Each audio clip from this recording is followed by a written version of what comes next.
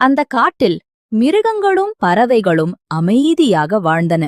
பிரச்சனைகள் வந்தால் அவை பேசி தீர்த்துக் கொள்வது பழக்கம். அந்த காட்டில்தான் ஒரு நரி கூட்டமும் வாழ்ந்தது. அதன் தலைவன் வல்லவன் என்ற நரி. வல்லவன் மிகவும் புத்திசாலி, தந்திரமாகவும் பேசக்கூடியவனும். ஒருநாள் நரிகள் காட்டில் பரப்புரை செய்தன. எந்த பிரச்சனை இருந்தாலும் எங்கள் தலைவர் வல்லவன் தீர்த்து வைப்பார்.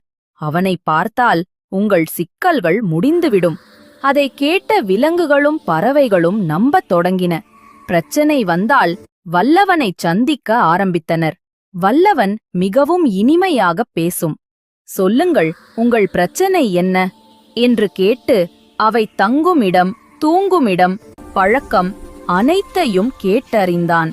விலங்குகள் அதை நம்பி மகிழ்ச்சியுடன் திரும்பின. ஆனால் அவர்கள் யாருமே மீண்டும் வரவில்லை.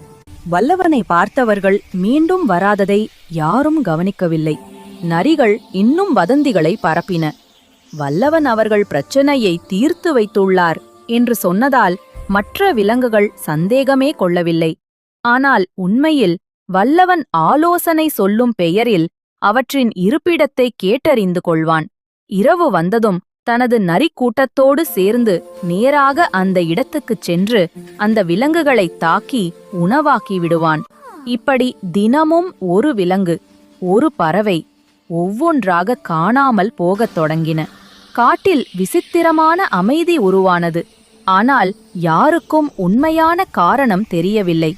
அதே சமயம் ஒரு புத்திசாலியான குருவி இது அனைத்தையும் கவனிக்கத் தொடங்கியது. குருவி தனக்குள் சந்தேகம் கொண்டது. எப்படி எல்லோரும் வல்லவனை பார்த்த பிறகு மட்டும் காணாமல் போகிறார்கள்?